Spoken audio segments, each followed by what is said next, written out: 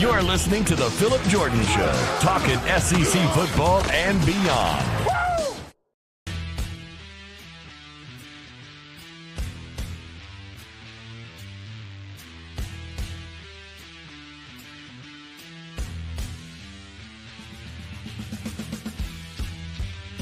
Good Wednesday morning, everybody. Welcome into the Wednesday edition of the Phillip Jordan Show. I am Phillip Jordan from Last Word on College Football at 96.9 The Legend in Dothan, Alabama, where I'm the in-studio host and producer of Dothan Woods Football. Appreciate y'all checking out the podcast this morning. Gonna have a fun one. Hope you enjoyed yesterday's podcast. I went solo, went a good 30 minutes on the solo pod, but today, back with a guest. In just a few moments, I will be joined by Aaron Gershon. He covers the Kentucky Wildcats over the Cat Paws 24/7, and you can hear him over at the BleavIn Kentucky Podcast. And we're going to talk about Calipari versus Stoops a little bit more. You've got my thoughts on that. So now we're going to jump into somebody that covers the team, and then we'll preview the Kentucky Wildcats. We'll talk Will Levis. We'll talk about Christian Rodriguez. We'll talk about the defense. Could have one of the best front sevens in all of college football this season.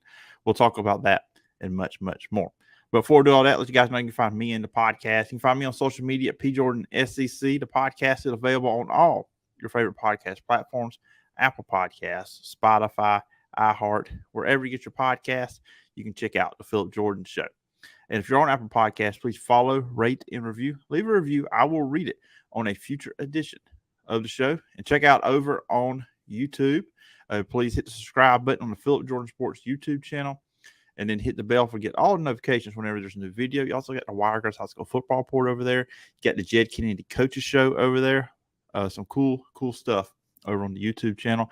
If you leave a comment on any video, particularly the Phillip Jordan Show podcast, I will read those on a future edition as well. And get some questions in. Friday will be another solo podcast, so I will be looking for questions, comments, stuff to have as content on Friday's show. And of course, you can always email me at sports.phillipjordan@gmail.com.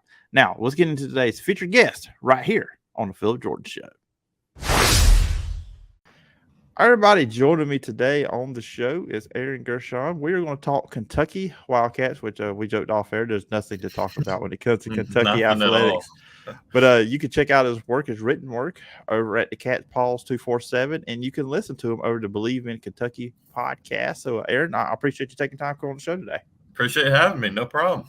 Yeah, I'm glad to have you. I asked you last week to come on the show, and I just thought we're going to do talk some football and preview the upcoming season. And then, as I joked on the show last week, John Calipari gave us all content. He sure did. He definitely messed up. I don't think there's any denying it. And I think, his full comment obviously was he wants a new practice facility, which the current one at the Joe Craft Center, currently the basketball facility, is 15 years old. So it's not all that old, and they've done some renovations. There are a couple things here and there that need upgrading, but I think his point is it just needs to be state of the art. I think it's fallen behind Duke. It's fallen behind UNC, some of the schools that they're competing with, and he wants a new one. And the point he was trying to make, which came out really poorly, was that Alabama football, Georgia football, if they ask for something, they're going to get it because that's their status. That's how elite of those programs are. And he feels Kentucky basketball compares to them. And he's right about. But he did it in a way that demeaned the football program, and they took offense to. He said, first of all, he brought up Georgia specifically and Alabama, who are direct recruiting rivals of Kentucky. And in Georgia's case, the main threat in the SEC East that they've been trying to jump for not 9 years now. So that didn't go over well. And the second thing was kind of the comment about, I hope the football team wins 10 games and goes to bowl games. Well, they almost took that as a little pat on the back, like, nice work there. You're making bowl games, you're going to the Citrus Bowl. Cool. Kentucky wants to do better than that. They know they want to do better than that. So they took it to heart, and I don't blame Mark Stoops. Maybe not the social media stuff, but everything else, you can't really blame him for being upset. He had a very strong-willed press conference that was already planned. That press conference is always on the books. He always talks on Saturdays during August, so it wasn't anything that wasn't off the books. He had to talk to the media. He spoke his mind. I think the bigger issue was the athletic director, Mitch Barnhart, really poured gasoline on the fire during his press conference, pretty much indirectly calling Cal entitled and he was strongly put.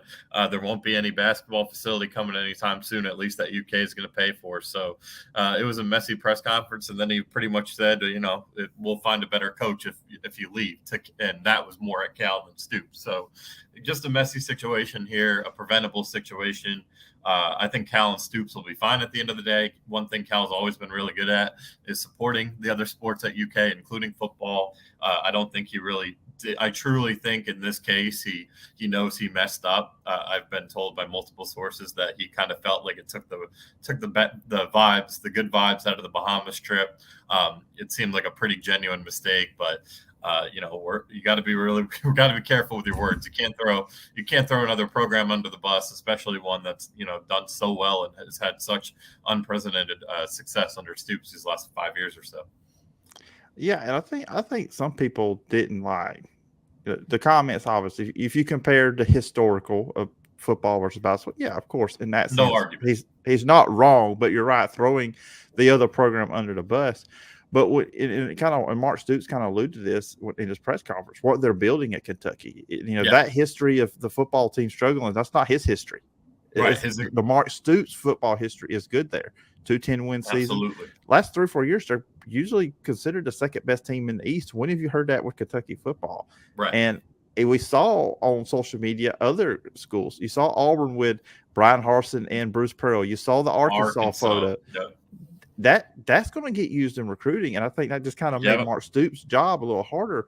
I mean, that's got to be one of the main reasons why he was so upset over those comments too as well. Yeah, you nailed it on the head there. Recruiting is the biggest issue. I mean, those are your direct competition, especially Georgia. I mean, Kentucky's done a really good job at bringing some kids from Georgia. They've recruited Florida well. They've even gone to Mississippi these last couple of years. Josiah Hayes, a 4-star prospect they got out of there. So it's a really important battleground in Louisiana too. So that was a real big mistake from the recruiting aspect. And then, the line that Stoops had was this program didn't start on third base. And that was a pretty big jab because Kentucky basketball, like you said, the history's been there forever. I mean, the Rubs runs, the Fab Five, all of it. It's the most decorated, program there is. 8 national championships, going for 9. So Kentucky football had its days in the 50s with Bear Bryant. They had 2 really good years in the 70s with Derek Ramsey at quarterback. They obviously were really good in 2007. Only won 8 games, but they beat the eventual champion LSU. And then now you're looking at recent history, and it's these last 6 seasons where they've been bowl eligible, and they have 2 10-win seasons in there. So Stoops is 100% right. Again, I think the only mistake he went was taking it to social media. Which, you know what, though, he's defending. Well, I think the message that he wanted to put across is I'm going to defend my players, which he's always done really well at. I'm going to defend my fans. I'm going to defend my coaches, to the best of my ability. I'm defending them. He even said multiple times, I'm not defending myself. I know how good I am. I know he knows he's doing a damn good job. And he needed to just reinstate that to his players, that he's proud of what they're doing and what they're building, and his coaching staff, because he has a lot of coaches on this staff now that get other offers every single year. You look at Brad White, the defensive coordinator. He was down in Baton Rouge, and that job was offered to him, and he didn't take it. So he wants to obviously keep that loyalty there, and stepping up for his program with something like this is really important. So I can't even blame him that much for going on to social media with it either. Yeah, absolutely. I couldn't either. And it was a good time to be on Twitter when all that was going on. Oh, yeah. But yeah, I don't blame them. So let's talk about the upcoming football team. Coming off a 10-win season, I think many people expect this team has the potential to do that once again. I was looking at the schedule. I think 9 wins and 10 wins is very possible with their schedule. But of course, Will Levis. I'll be honest. I thought he played really well last year. Really improving at the position for Kentucky, obviously.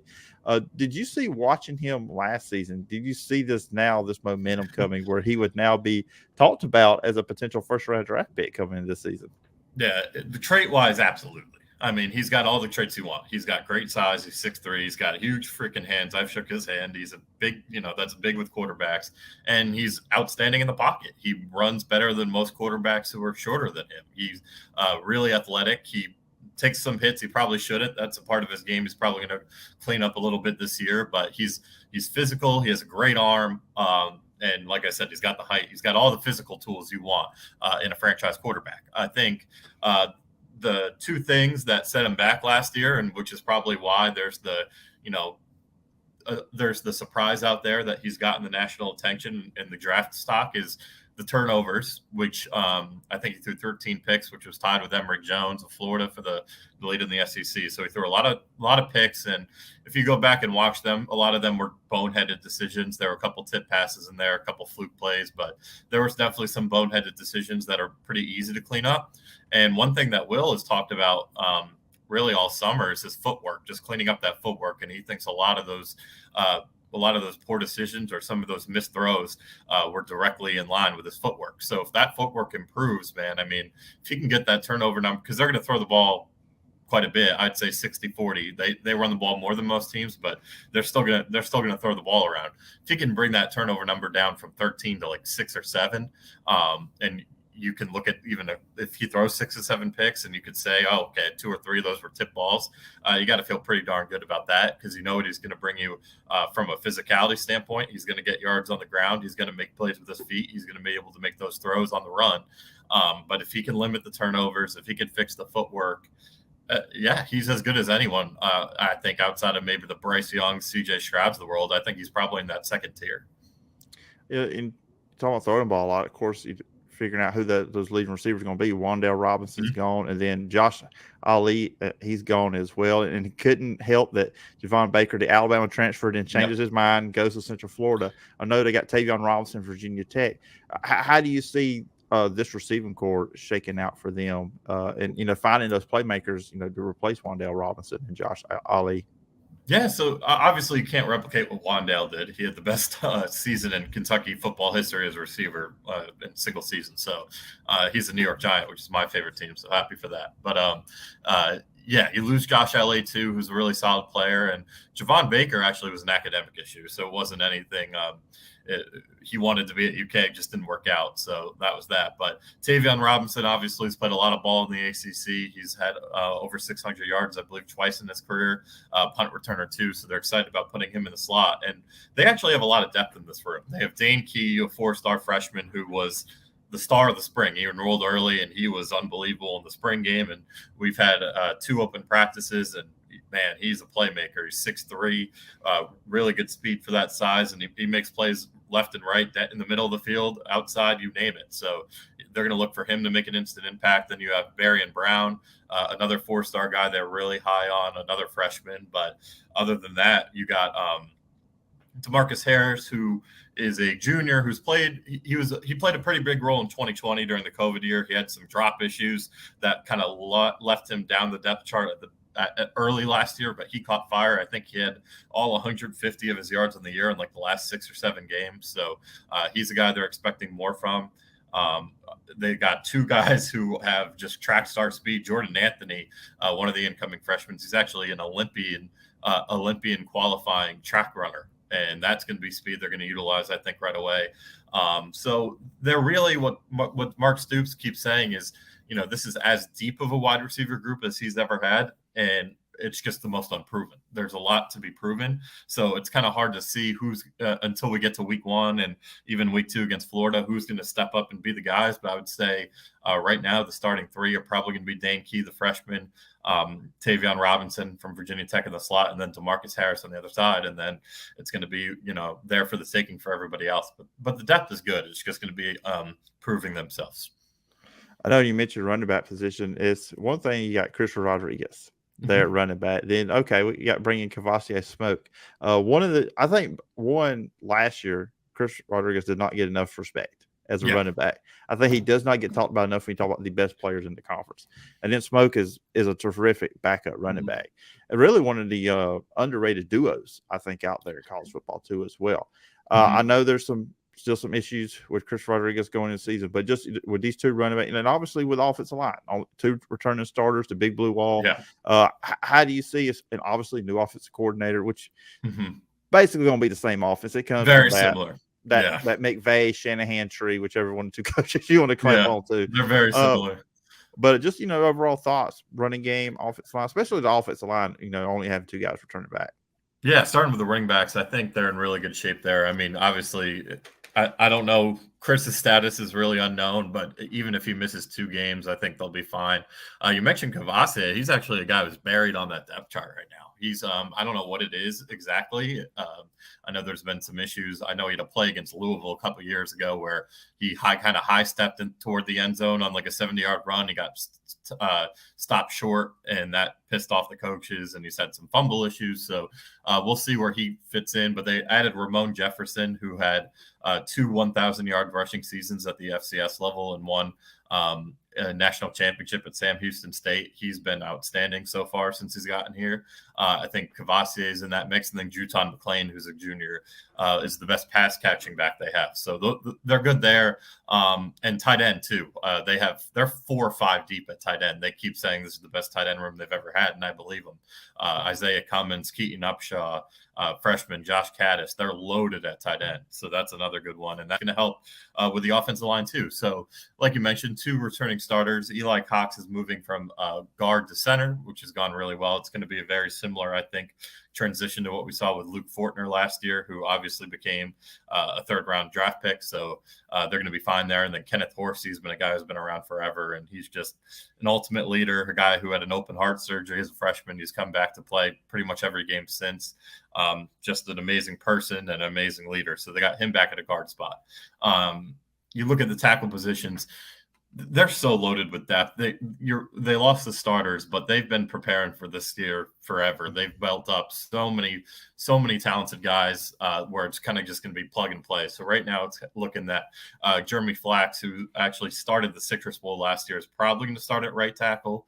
Then at left tackle, DeAndre Buford, Jr., who they're really high on. And then you got the big boy, Keontae Goodwin, the 5-star freshman, 6'8", massive human, amazing human, but a massive dude who's just come in and played great right away during practice. He's still going to have his lows. He's a freshman, but they're really high on him. And then on the other guard spot, you got tons of guys who have played reserve roles before. So, but the starter is going to be Tayshawn Manning, who has been a starter at Auburn for 2 years. And he's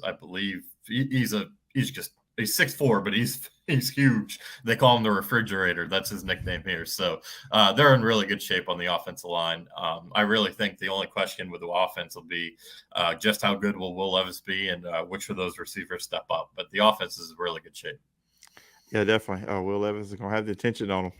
Everybody. Yeah. It's a bit, and he's a guy who can handle it too. And I've talked to him both one-on-one and then, been in all of his press conferences. And he's a guy who he knows it. He thinks it's cool that his name's out there, but he knows it means absolutely nothing until he proves it. He's taken this year very seriously. And I thought he was great at SEC Media Days with the interactions he had with the media members who don't know him as well. And they obviously kind of question that status. And I think he's cut out for it. Looking at the defense, I'm looking at it, super talented up front. I know they lost guys, but you got 5-star Justin Rogers, and you got a bunch of 4-stars up there. So the talent is there. Linebacker, they're loaded because you had a lot of guys using that extra year eligibility. I mean, Kentucky's got one of the best linebacking crews in the SEC. If you don't think that, you just need to quit watching football out there if you think that. Now, secondary looks a little inexperienced on that side. What do you see with the defense coming up this season? Yeah, I think the front seven, I mean, I'm not going to say they're the best in the SEC. I know Georgia, I know they lost a lot, but I'm never going to say it's not Georgia until they prove it. And then Alabama. I think behind Georgia and Alabama is the best front seven. It's not that close. I mean, you mentioned the linebackers. DeAndre Square and Jaquez Jones are 4-year starters in the SEC, both deciding to return. And not because they wouldn't have been draft picks, because they felt like they could be higher draft picks. And they're both great leaders. They're both really good kids, and they're both fast. They're instinctive. And they know, I mean, DeAndre Square always says, I know this playbook like the back of my hand because he's been in the same defense for 5 years. So he's awesome. And then they got 2 guys behind him at the inside linebacker spot, and De'Aaron Jackson, who's only played 13 games but has 2 picks and has played really well every time he's been in there. And then Trevin Wallace was an SEC all-freshman selection last year. So they're loaded there. Up front, you mentioned Justin Rogers. They have a freshman in Deion Walker who is 6'6", 330, and has been unreal during camp. They're so high on him. He's probably going to start at that nose guard spot. You got Octavius Oxendine, who was on pace to have an all-SEC type year last year until he got hurt week 6. He was the SEC – actually, the week he got hurt, the end of the season, he was the SEC Defensive Player of the Week with 2.5 sacks against a pretty good LSU offensive line. So he's a guy to watch. And then you got Trayvon Ripka, who they're really high on too on the defensive line. Outside linebacker J.J. Weaver was one of the better pass rushers in the league last year, and he was at like 80%, he said, with his ACL. Now he's fully healthy, ready to go. He's going to have a big year, and they have Jordan Wright outside too. So the front seven's just loaded, and they're 3 or 4 deep. So they feel really good there. The secondary is interesting. I think they'll be okay at safety. I really do. I think that Tyrell Asian's a guy who's played a lot of football. He's probably going to start at that strong safety spot. I think he has 5 picks already in his career. He's another 5th-year guy who started a lot of games. The free safety spot's a little Jalen Geiger, who started, I think, 2 games at the end of last year, had a pick 6 against Vanderbilt. They've been pretty happy with him this spring, so he'll probably get the first crack at it. And then they added Zion Childers from Texas State, who's played a lot of football. I think he started all 12 games or 11 games that he played in at Texas State last year, so obviously some D1 experience there. Cornerback, Andrew Phillips has been one of the guys they're really high on. I think he's going to start at one spot outside. And then the big question is Carrington Valentine. So he's going to be the cornerback 1. He played the second most snaps on the entire team last year. And if you remember that Tennessee game where he got lit up in that game, and that just got lit up by their receivers. He got eaten up, and he had a lot of those games. It was his first full year as a starter. So what I've been told is he's made a lot of steps forward, but they still need more from him. And he's kind of the X factor in that room. He's a 6'3", lengthy corner with some speed, but he's got to be able to keep up and get better with his route recognition. That's been the one thing defensive coordinator Brad White has talked about with Carrington is the route recognition has got to get better. So if it is better, I think that's kind of the X factor in the room. If it's not, look at Keydron Smith, another Ole Miss transfer who's a 4-year starter coming in. He's still learning the defense a little bit, so they're bringing him along slowly. And then they have some younger guys behind those guys. But the secondary is definitely the concern. But I will say the last time we had this conversation was after the 2018 season when Kentucky lost Mike Edwards, Lonnie Johnson, Chris Westry, and Derek Beatty and Darius West, 5 of the best defensive backs they've had in school history. They lost them all in 1 year. The next year they come in and they had the second best secondary in the country, only team other than Ohio State, who was a playoff team that year, to not allow 10 passing touchdowns. So they're used to this. They've done a pretty good job recruiting the spot. Like I said, they had 3 transfers, another one in Jordan Robinson, who's a D2 kid, since the end of spring ball alone. So they addressed some of the depth issues there. So it's a really interesting group. It's kind of they're going to be so good in the front 7. They just need the secondary to hold this apart. And if they do, man, I mean, this could be definitely one of the top defenses in the country. I don't think they were already, 35th last year, despite some of the issues they had with Valentine. And then last year they didn't generate enough turnovers for their liking, but they were already 35 last year. They could be better than that. They could be a top 15 unit, in my opinion. Looking at the schedule as we close things up here. I mean, they open 3 of the first 4 are at home against non-conference teams they should beat. Yes. Of course, you got to Florida. You got to go to Florida week 2. That's go through those 4. You're undefeated. I look at the Tennessee game on the 29th, and a lot of people are hyping up Tennessee, and I'm afraid to buy into Tennessee because every time they do this to us, they have one good year and then they go back to being bad again. So I'm hesitant to jump on the Tennessee bandwagon. Of course, their last conference game, the 19th, they'll play Georgia. Then they play Louisville to close out the year. When you look at the schedule and this is kind of what I like to ask when I do these season previews. Yeah. What are reasonable expectations you think for this Kentucky football team? I think it would be a disappointment if they can't get to 9. At the minimum, 9 regular season wins and repeat what they did last year. I really do. I think they're in a good spot with that Florida game being when it is, because it's going to be the first SEC game for Billy Napier, and everything's so new there. And they're going to be coming off playing Utah, who Utah might be the first Pac-12 team to crack the playoffs in quite a bit. That's a really good team they've got. So I think they're catching Florida at the right time, which helps. I would be a little more nervous if that game were late in the year. just because I think Florida will get it rolling, but it's going to take some time. Like you said, they start with Miami, Ohio, and Northern Illinois is going to be the toughest game of that group, but nothing they can't handle there. And then they go after I think it's week 5 when they go to Ole Miss. So that's going to that's a big game, which for me it's a coin flip. I mean, that's obviously that's an atmosphere Kentucky has not played in since 2010. So Stoops has never actually been, at least at Kentucky, to Oxford before.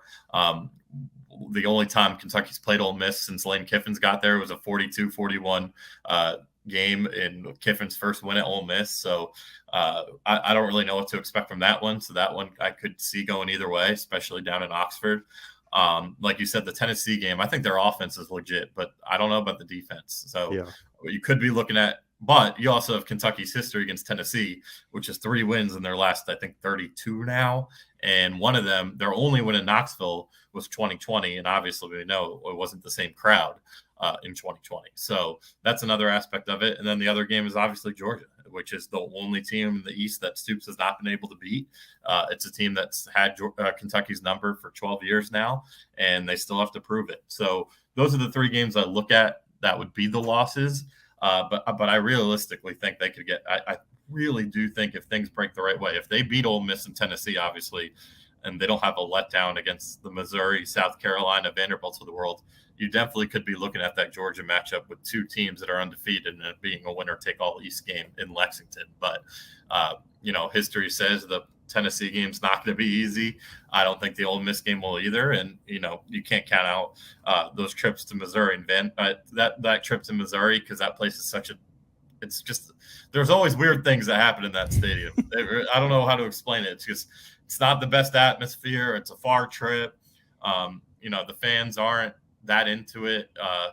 They're renovating parts of that place. So it's kind of just a weird place to play. Where those games, when they go there, are always close. So that's a trap game. So, but if you avoid any traps and you can at least go 1-1 in those Tennessee and Ole Miss games, that Georgia game should be for the division for sure. I don't know as you, when I look at any of these big matchups with East teams, I know at South Carolina, Shane Beamer has got a lot of momentum, and Spencer Rattler can get in his head, but talent-wise, he is one of the most just pure talented quarterbacks in the conference. That team seems like a wild card in the East. I'm not saying they're going to win it or be number 2, but just they could really mess up somebody's season just because of Rattler and Beamer, what he's got going on there. And I think that's why that game being at home is big for Kentucky. I think I agree. I think they'll be better. Obviously, they took a huge step forward, and that kind of didn't happen until late in the year last year. I think I don't know if it was 6-7 in the year or whatever, but they obviously played their best ball late. Kentucky, and that was a tough game for Kentucky last year, but Kentucky did win the game on the road. So they are such a wild card to me. I don't really know what to expect. At least they got the talent. It's so early in that rebuilding process for Beamer. I think the hype might be a little too much just this early. I think it's probably still a year or 2 away where it's fully Beamer's team and all his recruits and all that to be where they want it to be. So we'll see, but I do think that's one of those games that I think are more of a trap for Kentucky. I think it kind of goes in that Missouri boat just because it is at home, and Kentucky, South Carolina has not come into Lexington and won a game since 2012, and 2012 Kentucky was a two-win football team, and Mark Stoops wasn't here, so they haven't actually lost a home game to South Carolina in the Stoops era. Yeah, I just keep seeing that. It keets ringing in my head. Oh yeah, that team with South Carolina. I just don't know. They are the ultimate wild card in the division. I think Georgia and Kentucky I think Georgia's the team to beat. Kentucky and Tennessee are kind of in the 2-3 race, and then you got South Carolina, Florida, Missouri jumbled up, and then it's Vanderbilt. Oh, Vanderbilt. Hey, we got to have Vanderbilt. We got to have the one team. But they make the conference look better from academic standpoint. So that's always a good part to have Vanderbilt around. They're number 1 there. Absolutely. But anyways, Aaron, I kept you a few minutes longer than I said I would. But I appreciate you coming on the show. If the listeners and viewers wanted to follow you online, where can they find you and check out all the work you're doing? Yeah, it's my Twitter is Gershon99. That's where I'm most active. Like you said, the Cat's Paws website, I'm there.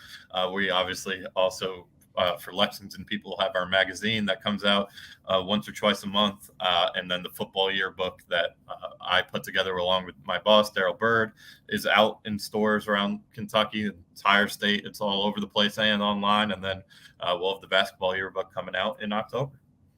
All right, sounds good, Aaron. I appreciate the time, and I hope we can do this again sometime down the road. No problem. All right, once again, thanks to Aaron Gershon for coming on today's edition of the Phillip Jordan Show, the Wednesday edition, the midweek edition. We're almost there to the weekend. Go check out all his work he does for the Cat Paws 24/7 and also over at the BleavIn Kentucky Podcast. Now, tomorrow we'll leave the college football world. Tomorrow will be NFL Thursday. That's kind of the deal here on the Phillip Jordan Show. We will talk NFL. I mean, there may be chances in future episodes where other days in the week, but guaranteed, at least during football season, on Thursdays will be an NFL heavy day. And tomorrow I will be joined by Blake Lovell. You can check him out on the Established the Pass podcast and the Southeastern 14 as well, where he does all things SEC stuff there as well. So me and Blake will be talking about the AFC South on tomorrow's podcast, and I'll maybe jump into some other NFL topics as well. But that's going to do it for today's episode of the Phillip Jordan Show. Remember, you can check me out on social media at PJordanSEC. Podcast is available on all your favorite podcast platforms, Apple Podcasts, Spotify, iHeart, wherever you get your podcast. The Phillip Jordan Show is there. And please subscribe, rate, and review, or follow over on Apple Podcasts. Leave a review. I will read that on a future edition of the show. Check out the show over on YouTube at the Phillip Jordan Sports YouTube channel. Just hit the subscribe button, hit the bell for all notifications, and also leave a comment on there as well, and I'll read that on a future edition. And remember, you can always email me at sports.phillipjordan@gmail.com. Hope everybody has a great Wednesday or whatever day you're listening to this episode. Until next time.